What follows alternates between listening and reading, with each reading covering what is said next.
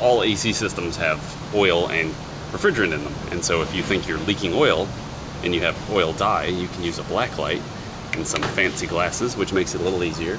Or you can even do it without the glasses, and I will demonstrate how. That's what it looks like. Let me see if I can magnet this bastard here. Look at that. So that's what it looks like through there. This is what it looks like through the glasses. See, it just shows you the glow, so it makes it a little easier to see.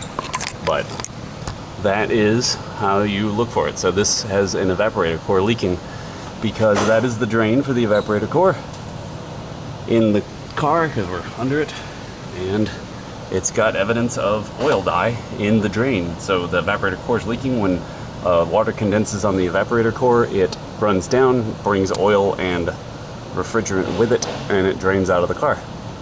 So she needs an evaporator core. But